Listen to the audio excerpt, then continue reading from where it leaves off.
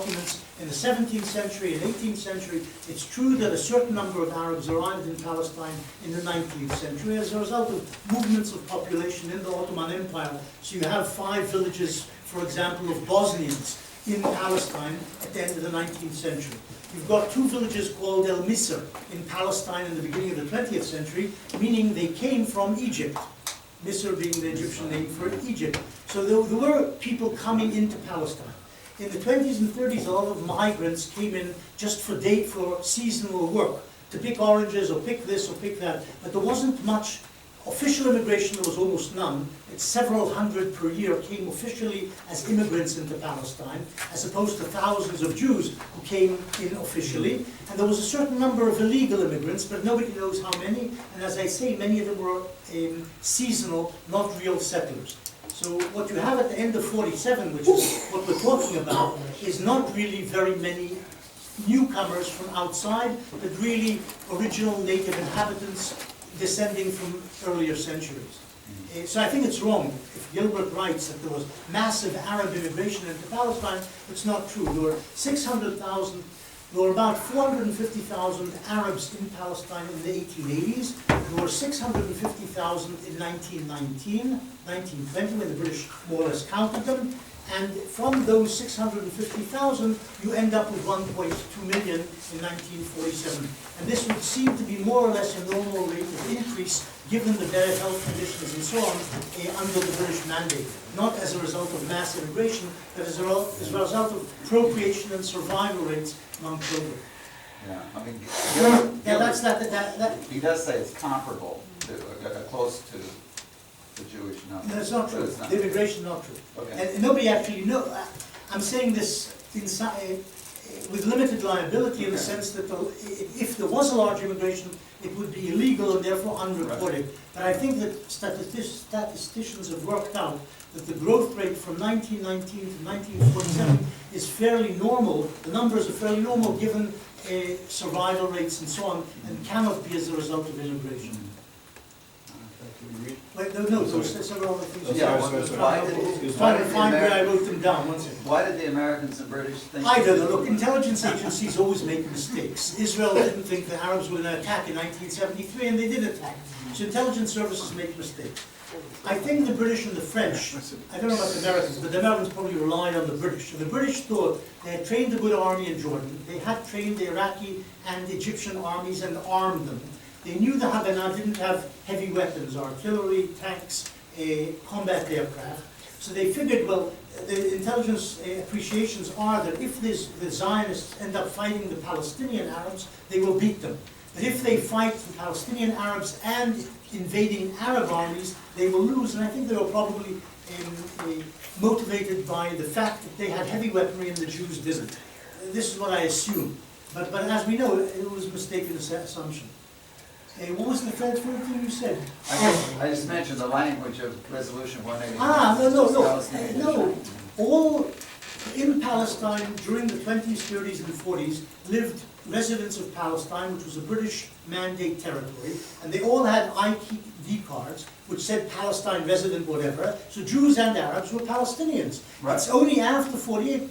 And much later, in fact, the Palestinians begin to call themselves, the Palestinian Arabs, or the Arabs of Palestine, begin to call themselves Palestinians. This term was never used in the 30s or 20s by the Palestinians. They didn't call themselves Palestinians. They called themselves Arabs, and if they were asked where they were residing in Haifa, Jaffa, whatever, which were part of Mandate Palestine.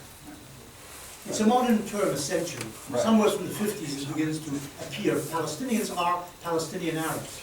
And Jews, of course, no longer call themselves Palestinians because they have a state, Israel, they're Israelis. Thank you. Can you elaborate a little bit more about the Arab-Palestinian discourse about 48? And I mean especially regarding the term Nakba and the recent discussion about it, the Arab-Palestinian side. Well, look, 1948 is called by the Palestinian Arabs and henceforward by the Arab world in general the Nakba, which means the disaster. And what happened to them in 48 was a disaster both for the Palestinians and then the Arab armies who invaded, who lost the war. So this was a big disaster, especially when you think that they were fighting 700,000 Jews, not the Soviet Union or the Americans. You know, this is a terrible humiliation and disaster.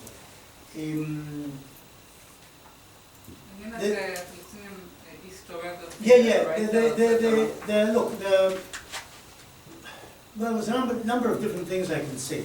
One of them is often you will find in Arab historiography or commentaries about 48, you will find that the war actually begins on the 15th of May 1948, not on the 30th of November 1947. In other words, they usually count the war as happening from the moment the Arab armies invade Palestine, and they sort of completely obliterate or omit the civil war between the two sides which preceded the Pan-Arab invasion. And they do that because if they said there was a civil war between the two sides, they would have to say, how did it begin? Who launched it? Who is responsible for the disaster which befell them?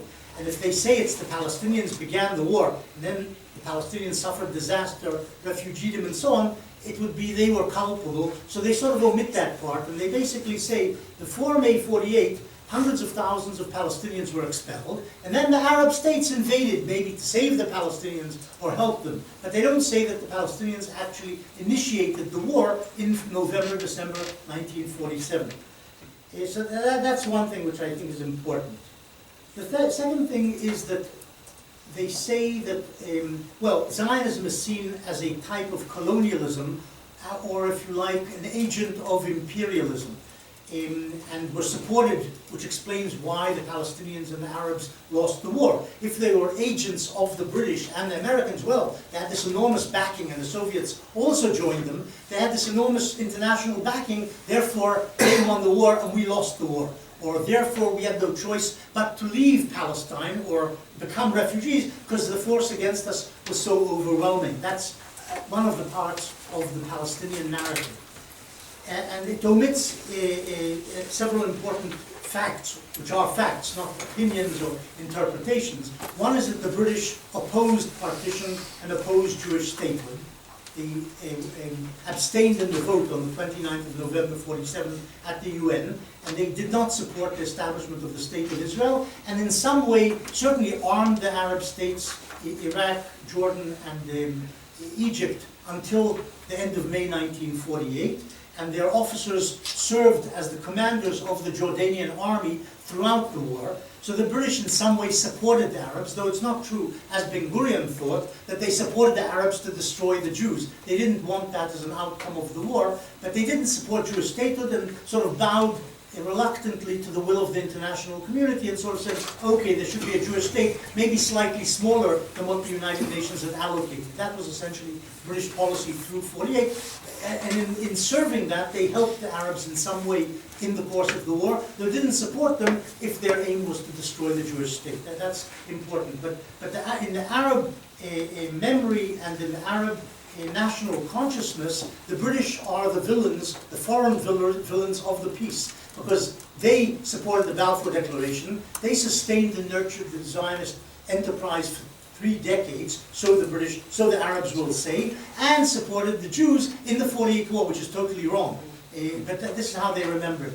The Americans, again, here there's a fact, the Americans did support politically under Truman, did support the partition resolution and did recognize the State of Israel first among the nations, but didn't support the State of Israel militarily. So in other words, in some ways it was like half support. It wasn't real support. But this again is omitted by the Arabs. The Americans began to support Israel with arms in the 1960s. That's when actual American support really came in. Under Truman it was half-hearted, though there was some political support, but no military support. Under Eisenhower it was very cold-shouldered Israel. Only under Kennedy and Johnson did they become strategic partners or supporters of Israel. But this is omitted in the Arab narrative, and certainly of the Nakba. America supported Israel. You won't see in any Arab book that the Americans did not provide the Jews with arms, as the British and French did supply the Arabs with arms in the first half of 1948.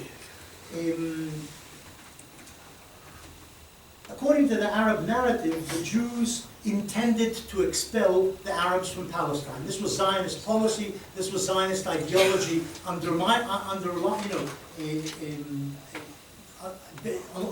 which the policy was based. This was Zionist ideology, and they always intended to expel the Arabs.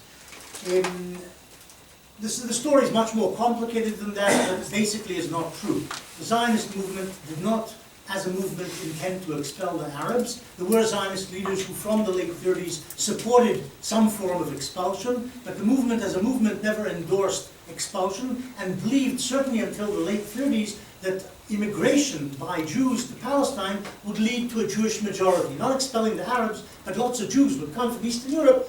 World War II killed that, because it killed 6 million Jews. So the Jews then, from that point on, you can think maybe no longer relied on mass Jewish immigration to bring about the Jewish majority in Palestine or part of it, and maybe thought of expulsion, but the fact is it was never endorsed as a policy in 48 and wasn't carried out in the first 5 months of the 48 war. It's only in May that you begin to encounter, in April 48, it's only then that you begin to encounter expulsions of Arab villages and townspeople, only in April 48, which is 5 months after the start of the war initiated by the Palestinian Arabs. And from that point on, as I say, it's not policy, but a lot of the commanders and a lot of the politicians want that to happen. Now, as I say, the Arab narrative says it was expulsion, premeditated, ideologically based, and consistently carried out, and this is not true. Because as we know, the Galilee and large parts of the country remained at the end of the war with large Arab populations. Had it been consistent, real government policy, all the Arabs would have been driven out. There was no problem. If 700,000 were driven out in the course of the war, driving out another 400,000 or 500,000 or 160,000, as remained in Israel at the end of the war, wouldn't have been a big problem. Drive out 700,000, you can drive out another 160,000, no problem. That didn't happen. So I don't think it was consistent. It wasn't government policy. There was inconsistency in the way that the IDF behaved in certain areas. But as you say, there is an Arab narrative which says they wanted to throw them all out, and that's what they did in 48 with premeditation. There's other probably elements to the Arab narrative, but I've talked about a number of them. So Gregory, then Gabe, and then anybody else? I don't know.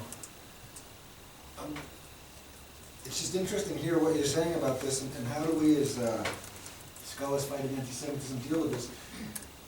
Earlier in the week, Dan talked about brought up the notion of intentionality and functionality, and something else regarding Nazi policies on ghettos and extermination of the Jews. And there was a policy of removal, I guess, from Mein Kampf onwards, but not necessarily the final solution wasn't there at the beginning. It came there, and then one thing was happening here, and another thing was happening there, and another thing was happening there. And you have just said, and I realize what I'm saying is awful, but one thing was happening there, another thing, and it wasn't a plan, and yet there's this narrative from the Arabs that it was there. And so I'm not saying they're equivalent, I'm not saying anything like that, but I'm saying people probably, if I can see sort of resonances or echoes or something that might be structural similarities or history, because that's what it is, it's history, happening in a certain way and being described in a certain way in two different situations. And then I just want to throw in there the idea that you apparently said, according to Steve, and you reiterated, if the Palestinians have been absorbed by Jordan, or if the Jews have been pushed into the sea, the Middle East would be much quieter, and that's obviously a provocation, I'm assuming, but at the same time people latch onto that idea and say, it's up to the Jews to get out of the Middle East and have things quiet down. So it seems to me that there's this evident possibility of appropriation of, let's say, the historical record towards anti-Semitic discursive and material ends. And so is there any discussion of that or thought of that, or how might we deal with that? Look, I would say the basic difference, what you're talking about is the genocide versus what happened to the Palestinians in the 48th century. The essential difference is there's a conflict between two national groups, two ethnic groups, two national groups, eventually two states or a number of states in Palestine over Palestine. And the result is hundreds of thousands of people are uprooted from their homes. This isn't the same as a large nation destroying a small minority intentionally, gas chambers, etc. Completely different. The second thing is, and I mentioned that before, one also should really attribute responsibility to who begins what. Now you could say, and I'm not going to dispute that, no Zionism, no Nakba. In other words, if there's no Zionist influx and enterprise and coming to Palestine, there would not be a conflict with the Arabs, and therefore there would not be this disaster which befell the Arabs. And this is totally, completely true. There wouldn't be any Arab-Israeli conflict if there was no Zionist movement. That's certainly true. But you can say that given that there is a Zionist movement, or if you like, given that there's a legitimacy to the Jews trying to re-establish their ancient state and their ancient homeland, if there's legitimacy to that, then the problem boils down to 47, at which point the Arabs begin the war, and you can say no war, no Nakba. If the Arabs had not begun the war, the Palestinians, the Jews accepted a compromise, dividing the country between the two peoples. The Arabs said no. Palestinians and Arabs started shooting. Arab states join them in the war and start shooting, and they lose the war. What can you do? There's a Nakba. There's a disaster on the Arab side. So it depends how you start counting history in that sense. But that's an essential difference. Who starts the conflict and what's the conflict about? In Germany, there is no conflict. There's a persecution of a very small minority by a very large minority, persecution which ends with the murder of 6 million people. In Palestine, very few people were actually killed. That's also important maybe to say. There's a war. Thousands are killed on both sides. The Jews suffer, I don't know, 6,000 dead altogether in the war, which is 1% of the population, which incidentally is a very large percent of the population. If 1% of the Americans were killed in the war, we're talking about 30 million dead. 30 million dead today. So 1% of the Jewish population in Palestine as dead. 30 million. Sorry, 3 million. Sorry, you're right. I actually failed in math. I was not bad in history, but I did fail in math. 3 million. But no, 3 million is a fairly large number also. Sorry, 3 million is a fairly large number. When you consider, incidentally, America had 55 or 58,000 dead in Vietnam over a 10-year period, it's really very small losses compared to a nation of 150 million at the time. Here we're talking about 1%. So the Israelis had a lot of dead. Palestinian dead, we don't know how many there were in 1948. Though Haj Amin al-Husseini at some point later said there were 12,000 Palestinian dead. So you can say that almost all of them, or half of them, were combatants. Some of them were civilians, as on the Jewish side. Some of the 6,000 dead, a quarter, were civilians. You can say that several hundred, maybe as many as 800 or 900, were massacred by Jews in 48. The massacres all told, and there were massacres on both sides, from both sides, but altogether 800 or 900 Arabs died in massacres, prisoners of war, civilians deliberately killed. That's very, very small numbers in a war for survival or a war between two peoples over a piece of land. You know, in Srebrenica and modern-day Yugoslavia, the modern enlightened Europe, you've got 9,000 dead in 2 days, murdered by, you know, Christians and murdering Muslims or whatever it was. So in 800, 900, in a long war, which was started by the Arabs, initiated by the Arabs, with the Jews feeling they're going to be thrown into the sea, is no big deal. It's chicken feed compared to modern, large massacres. So what I'm saying is, when you compare, talking about genocide and talking about, here you've got a war between two peoples, some civilians get killed, even some are massacred, but we're talking really very small numbers. Even if you accept Haj Amin al-Husseini's total of 12,000, it's not very large numbers in a population of 1.2 or 1.3 million. And it's a war which they initiated. What happens? That's what happens in wars. People get killed. And the side which loses suffers. That's what happens. That's quite normal. Right. Yeah, there's a price to war, to going to war. This is somewhat related. Have we got to accept the term Nakba then, which the way that it's deployed is meant to resonate as some kind of analogy to the Holocaust? And that aside, what's the catastrophe supposed to be? Was it that they fled, or that the Jewish state was established? And we just got to... No, the catastrophe is they lost Palestine. They Right. thought Palestine was theirs, Right. which it wasn't really. They actually lived there, but it was ruled by the British and by the Turks. But they lost Palestine in a war which they had initiated. In other words, they lost a war. And 700,000 were uprooted. So that's the catastrophe. Do we use that term then, Nakba? Is that a historically valid term? That's not up to me. I mean, that's Okay. up to whoever wants to use it. You can use it. Yeah. If you don't want to use it, don't use it. I would simply say the 48 war was a war. It was the 1948 war. That's the term I use. The Arabs want to call it Nakba, they can call it Nakba. The Israelis want to call it their war of independence, which they do. They can call it the war of independence. I don't use that phrase either. I call it the 1948 war, which I think is a neutral term to define that war. It was the 1948 war. And how do you feel about the term ethnic cleansing, given what you said earlier, which was very important, I think, about the 30s, the 40s versus now?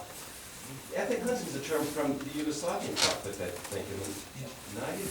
Is it a valid term? Ilan Pape uses it in his title of his book. Yeah. I mean, I see what you're saying, that it's sort of whatever people call things is what they get called, but is it the right term, ethnic cleansing?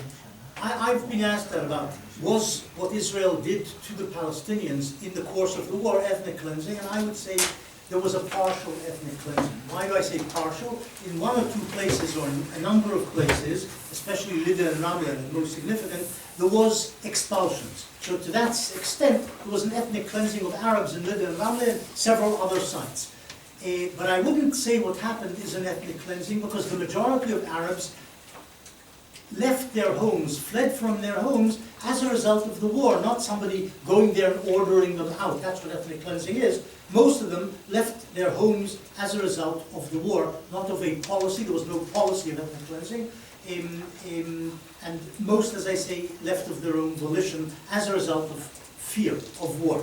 You could say, and that's the problem here, that when Israel decided not to allow back refugees, and that's what it decided from the middle of the 48 war, even before the war had ended, and before the full number had become refugees, Israel had decided not to allow mass refugee return. You can say that that decision not to allow them back, taken from June 48 and reiterated by the Israeli government afterwards, you can say that's an expulsive decision.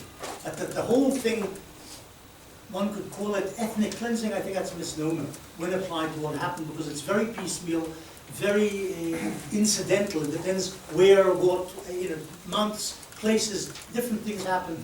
Most people leave as a result of fear of war, not because they're actually kicked out on orders, like expel them and they go. That's not what happens. You were never, though, oh, never mind, okay, I'll wait. I had another part to that. It's a three-part question. There's always these people with third parts. It's not three questions. It's 20-part question. one.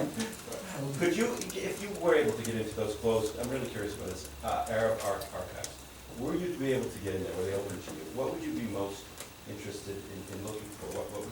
No, there's a number of different things. Firstly, the intention of the Arab armies in invading on the 15th of May would be very interesting. What the cabinets discussed before the invasion, what the governments told their commanders to do when they invaded, that would be very important. Secondly, well, I don't know what it says. I would be interested to see what the documents tell us was the intention of the leaders and the intentions of the military commanders and their orders down the chains of command. I'd also be interested in knowing their attitude to the Palestinian refugees. That is, what were they encouraging refugees to leave? Were they interested in having this excuse for invasion? Because that was used by the Arab armies as an excuse to invade on the 15th of May, that the Israelis were badly treating or mistreating the Palestinians. Was that one of their motivations in going into Palestine? What, in fact, was their attitude to the Palestinian refugees along the line? So that's also an interesting question. Also, I would be interested in knowing what they thought of the Israelis. That is, how did they relate to the Israelis? What was their estimation of the Israeli strength, military forces? That would also be very interesting. But war aims would be the most important thing I would look for. Yes, I want to share a comment about the term of Nakba, Palestinian Nakba, and the term, what I just said about the Palestinian. I think, and I know, that the Mufti encouraged the Arabs to go. It's not true. Not I have true. documents. have I read documents also. Arabic. It's good that you read it's Arabic, good. but there is no such I document. also, There is no such if you want document. to, American also, the journalist, American journalist, I forgot his name, Christian, not, he said this, he wrote this. This is one comment. Second comment, I want to share with my fellows what is the Palestinian Nakba. The Palestinian Nakba, the Palestinian claims or they want to be compensated and they want the law of return. They want to return to Palestine. So we, as Israeli, as Jews, we have to say, sorry, you couldn't kill us. I have to pay you, compensate you money, and come take your homeland. This is the Palestinian so alleged Nakba. There's no Palestinian Nakba. The real Nakba is the Jewish Nakba. I came from an Arab country. I was persecuted by the Arabs. 1 million Jews have been persecuted, and we lost our assets, about $400 billion the assets. The Palestinians didn't have such assets. The Palestinian in the Arab country, I read some secret files. Every local,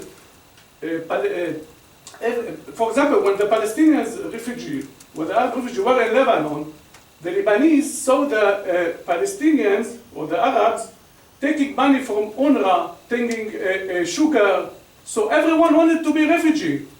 And these workers of UN, they don't know Arabic. So everyone, oh, I'm from Haifa. So you can register. So the numbers, there is a lot of miscalculated numbers. This is my comment and also my question to you. Well, there is an argument about the number of Palestinian refugees, as there is an argument about almost every aspect of what happened in 48. And the Israelis at the time, in 48, or at the end of 48, claimed that there were altogether something like 500,000 Palestinian refugees. And the Arabs claimed normally that there were 900,000 or 1 million. And the UN sent 2 teams to investigate the numbers. You're right, probably some of them didn't know Arabic, maybe some of them did know Arabic. In 1949 and 1950, these 2 teams of experts looked at the numbers, tried to check the numbers, and came up with the numbers 711,000 or 726,000. That was the numbers the UN reached in its investigation of how many Palestinians actually became what they called refugees. The term, incidentally, is a misnomer, because the Oxford Dictionary, for example, defines a refugee as somebody who is forced from his home or leaves his home as a result of religious persecution, war, etc., but not his home, his country. And since most of the refugees, so-called refugees, left their homes in Jaffa and moved to Gaza, or left their homes in Nazareth and moved to Jenin, they remained in Palestine. Most of the refugees moved from one part of Palestine to another, not out of Palestine. Only a third moved out of Palestine to Transjordan, Syria, and Lebanon. So the term refugee is a bit problematic, and it's certainly problematic in relation to their children, grandchildren, and great-grandchildren. Okay, displaced persons. They were displaced from their homes, that's for sure. But there is an argument about the numbers. It's insoluble. There's no way of solving it. Certainly, probably what you write, that some of them misinformed. The UN wanted to receive UN rations. They claimed rations for dead people who were dead, no longer alive, so they inflated the numbers a bit. But the number 700,000 is probably just about right. Probably. There's no way of knowing. As to the rest, I have no comment. About the Jewish Nakba, what do you think about the Jewish Nakba? Well, we've never called it the Nakba. I talked about that before. I said Jewish communities were intimidated into flight from the Arab countries by their Arab neighbors and by the Arab governments. They lost a lot of property as a result, very large amounts of property, and probably should be compensated if there is ever, like the Palestinian Arabs who lost property, should be compensated if ever there is a compromise solution, a settlement. That's what I would say on that. Thank you. Did you want to? No, go ahead. I'm always willing, because I'm always a No, comedian. you're so nice about it, and everyone lets you speak, so go ahead. Oh, that's a ladies' club. I'm old enough to Hey, be. I'm older than you. Well, but still, I'm old enough to be that way. Okay. It's not really a question, so I'm going to not really make a question. It's really a couple of comments. One is, I appreciate, One is vicariously over time, I appreciate one of the things that you did, Benny Morris. I'm speaking now for my mother who died a year ago, which was she grew up, I grew up, my generation grew up with the idea that the Haganah went around with loudspeakers and begged the villagers to stay. And we all did. Right. And when your book came out, it was a revelation that was difficult for you to make, and it was difficult to I read. didn't say it was difficult for me to make. No, well, that's how we view it. That's not what you think. A lot of things are about representations, and therefore it was like this. It came down. You know, you can't. Benny Morris is coming out of a perspective that's not ideological, and therefore, if this is what the archives have shown, that beautiful story wasn't quite the story, it means that we have to be sensitive in a very different way. So I want to give that as a compliment and, appreciation. The second comment is about historical representations and folding back into curricula, and it may be a lost battle. But nevertheless, the image out there, and it is now deeply rooted, and I don't know how to remove it at this point, except on an individual basis, is Israel is a European outpost, period. Part of that narrative is a narrative that within Israel is responsible for. Different Israeli governments are responsible for. It's not the narrative of my grandfather who went to visit Jaffa, that's what once I'm at, who went to Jaffa because my grandmother knew the war was going to happen, that she sensed it, and she turned out to be right, and came back to my mother, who was 4 at the time, very precocious, and said, wow, from Jaffa, wow, these are the people of the Bible. And the image that went out and was there was the Shoshana Damari image, I call it. Brown-skinned people, and the Jews, the four corners of the world, look like the people in their host countries. So you've got the blondes in Scandinavia, and you've got the Ethiopians, and you've got the Indians, and so forth. That image of that generation disappeared, and somehow mysteriously, over time, Israel became this Western country. Eastern Europeans became Western. The very people, my grandmother's mother was from Poland, her grandfather was from Germany. The German side had a apocalypse, when they married. That just didn't happen. But in Israel, Eastern European Jews became somehow Western and took over. And alongside that story, the story of what were called Afro-Asian Jews, and then become Eastern Jews, Oriental Jews, and then today Mizrahi Jews, that story disappears completely from the quote-unquote West. And when it does reappear, I'm sorry it takes so long, but when it does reappear, it reappears as an appendage, as passive people who sort of came to Israel because they were pushed out by their Arab neighbors, but there's no active Zionist movement. And so once again, we have reinscribed the story of European who were displaced because of a European problem, enter into Israel, and now the vocabulary of the 21st century is a vocabulary of white Jews, which in Hebrew has also been translated. I'll come into in Hebrew in Israel, ki Yehudim Levanim. Okay? Something that did not exist 20 years ago, 30 years ago, but does exist today. It is very commonly used. So my point here, my point here is the if we want to call it propaganda, if we want to call it interpretation, if we want to call it narratives of representation, the bottom line is there is a lost battle in the representation of Israel today. And that affects, certainly, I don't know how it is on European campuses, but it certainly is very significant on American campuses.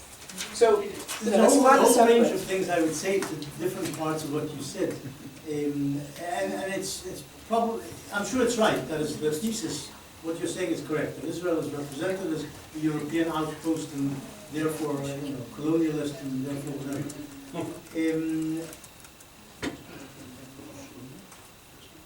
So the question would be, is there a corrective in your perspective? Yeah, I'm not sure there's a corrective. That's my bottom line. What I would say is this, that the Zionist movement, which was founded in Eastern or Central Europe, Herzl was sort of Central European, not Eastern European, but most of the foot soldiers were Eastern Europeans, the people who went and who supported Herzl. Herzl envisioned the state, and so did the Zionist leaders, as a European state. They wanted to establish a European state. They wanted to re-establish the ancient Judean kingdom, but as a modern European democracy, liberal democracy. That was the idea. And in that sense, Israel is responsible for its own image as a European outpost. That's what Herzl wanted to build. That's what Ben Gurion hoped to achieve and said he wanted to achieve. The fact that half the Israeli population, or slightly more even at some point, from 1949 onwards, was of Oriental or Eastern European, Sephardi extraction, North African and Middle Eastern extraction, changed the demography of Israel to half European origin, half Oriental origin, but it didn't change the nature of the state, which the leaders, who were Ashkenazi, wanted to remain a European state. And they didn't say Eastern Europe wasn't Europe. They thought they were Europeans, even though they lived in the marshlands of Western Europe, not really in real, what we call European. But they saw themselves as European. And they did adhere to European ideologies of democracy, liberalism, as well as socialism and other things. These weren't Eastern European inventions, these are Central and Western European inventions, and that was the way they were brought up. So that's one thing I would say. The second thing is that with the charge, against the charge, and that's often made, that Israel is, Zionism and Israel are European colonial entities.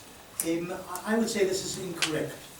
And they're not, because the Zionist movement wasn't an agent of any empire or any colonial entity, and they didn't go as colonists for Britain. Britain is usually the power charged with being the father or the foster parent of this colonialist venture.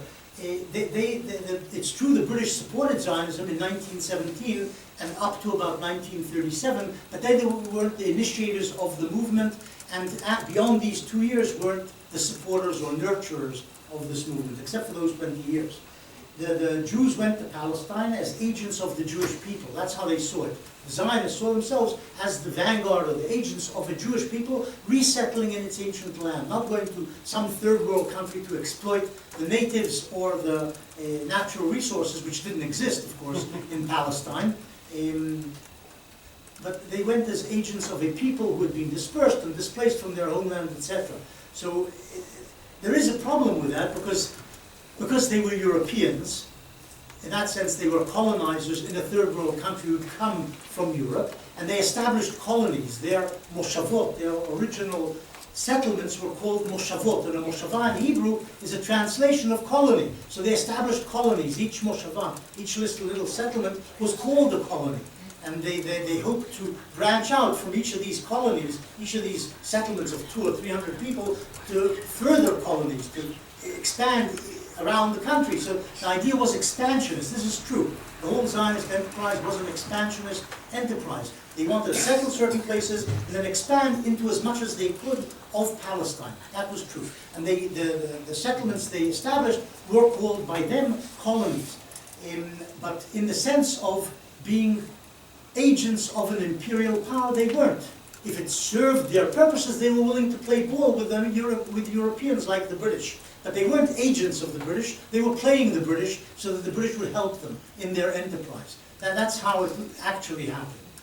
And they certainly didn't go there to exploit natural resources, which is one of the bases of imperial colonization and so on, or even the natives. Much of the Zionist movement, in fact, was opposed to using Arab laborers because that would be exploitation, but also because they didn't want to be dependent on the natives for their well-being or for their security or whatever. So they resented or rejected the idea of using locals and exploiting them. And natural resources, as I said, there weren't any there. So it's a problem, because there's a number of different aspects to Zionism. As to the Mizrahi Jews, just let me add one thing. There was no real Zionist movement among the Mizrahi Jews, not in Iraq, not in Morocco, not in Syria. There was a few hundred youngsters who were Zionists, but they didn't go beyond that few hundred middle class in Casablanca or in Damascus. They weren't, the Jews of the Arab lands were not Zionists, they didn't want to come to Palestine. But what happened in 48 somehow generated enthusiasm and generated antagonism by the local Arab populations, which forced them to become Zionists and emigrate. In other words, they were chased out, and the only place they were willing to be accepted was in Palestine. Before 39, the Zionist movement never looked to Oriental Jewry for manpower. It never thought in terms of, we will bring the Jews from Morocco, from Tunisia, or from Yemen, etc. They were interested in Zionism, and the Zionists were not interested in them. But the killing of 6 million Jews in Europe killed the manpower of the Zionist movement, the potential manpower. And then the Zionists in Palestine and in Western Europe had to look somewhere to find manpower, because there wasn't enough to establish a state or to sustain a state after 48, and then they turned to Oriental Jewry. And as I say, Oriental Jewry in some way turned to Zionism, because in some way that was, you know, the will of God, the establishment of a Jewish state, and also because they had nowhere to stay, because they were being kicked out by their Arab neighbors and their Arab governments. So it's a bit complicated, but... Well, it is complicated, and that complication really is complicated, but it's what makes all the difference in the world. Because if you tell the story as the Zionist movement is a European Jewish movement, that's one story. If you remind people that there were voices from the East consistently with the same rise of political nationalism that takes place at the end of the 19th century, that is a different story. When American Jews, who are several generations in the United States, and everybody else never hears the fact that there are Jews in Arab countries, that Arabic is not owned by Muslim Arabs, but there's a rich Jewish Arabic tradition. When they never hear that, when they never see Jews who are not dressed in suits or in the noble clothing of the 17th century, which is a perversion all of its own and a whole other discussion, then we have a problem with the way the history is being represented. So it's not 100% accurate to say that there... Obviously, Hashemel Tzia was not strong outside of Europe, but it existed. There was an ongoing Jewish presence in Jerusalem, in Sfat, in Tiberia, and they do not look like Europeans. They didn't imagine themselves. And Romanian artists of the 1920s and Hod, the pictures that remain do not have pictures in iconography that looks European. And all I'm suggesting here is that, and all the way around, is that the representations that have become sort of taken for granted as somehow Israel is mostly European, and yeah, you've got those Jews from the Arab countries who came, and the poor ones came and they got stuck and they're at the bottom, and the rich ones went to France and Canada, and now they're coming back to Israel as French Jews instead of as Francs, you know, or as Schwarze, the way they were described to my mother when people didn't know her background, that there's a domestic problem. I just think that this is something which is really, really important, and we shouldn't walk away this week without a clear understanding. It doesn't mean knowing everything, but a clear understanding that the Israeli population, despite what the Israeli government, who the Israeli government appoints in Western capitals, the picture is no less a group of people of color than those blonde, blue-eyed Syrians who on campuses around the United States and Canada get to call themselves people of color and are imagined as people of color. So that's should be all to I have to say that I've had quite a few aha moments here, especially with your conversation, so thank you. I just had a comment. It was just a 2-second comment when you were talking about ethnic cleansing, and what I wanted to say was that based on my readings and reading about you and what people have written about you, that it seems to me using those... It's all lies. Well, using the words ethnic cleansing is hard for you to say, because I made a comment that based on my reading it was Ari Shavit who labeled you as someone, didn't he label you as someone in favor of ethnic cleansing? You know, and so they're not your words. Am I correct? I'm raising all sorts of... I don't think you wrote that. I don't think you wrote that. You know? No. Okay. Check the interview. You didn't write that. Okay.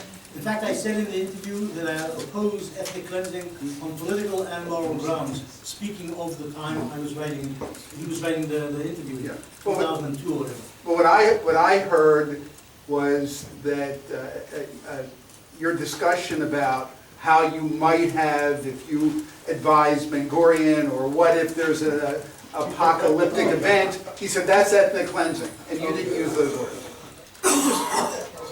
thinking aloud. I never said what I would have advised Ben Gurion to do, but I probably said, had Ben Gurion been thinking logically, this is what he would have strived at, something like that. So, we're out of time, but I also want to reiterate what Katja said. I think it's a very important Yes. point, not just for the American campus in the United States. If I could just say one prerogative is, okay, you'll find the final. I'll give Betty the final word. It's very important in the American context to deal with these issues, but it's also very important in the Israeli context to deal with these issues, for many reasons. And Mizrahi Jews are the majority of Jewish Israelis. No, it's not true. It's true. The Russians But the Russian, and They messed it that, up. and you know what, that Half was of a them are big not issue, Jewish. because the Israeli government said, in Hebrew, in quotes, the government said, we need the Russian aliyah to prevent the Levitanization of the country. Okay, I'll give you the last word. And that was, okay, I'll be very brief. If we could just do a group process. That only works for, Spirit of But also, yes, I see that, but I also think, if I may, it's also very important for scholars in the West and for Ashkenazi intellectuals in Israel to understand that Mizrahi, or Jewish people from Arab lands, from other lands in the general region, also have experience, up close and personal experience, about the issues that we're grappling with here and what the world is grappling with. So I think a little bit of respect to those people, those stories and narratives, what they went through individually, people around this table, their parents, their grandparents, and others, that we should really take their understanding of things very seriously, and I think that we often neglect it. So I'll give Dan the last question, and you'll have the last word. It's more a remark, one about this issue of the Soviet Union. One of the things that happened after the opening for a while of archives in the Soviet Union is that several scholars, Israeli scholars, you probably know Matityahu means, and Yaakov Rifan, that Stalin established a committee in 1943 to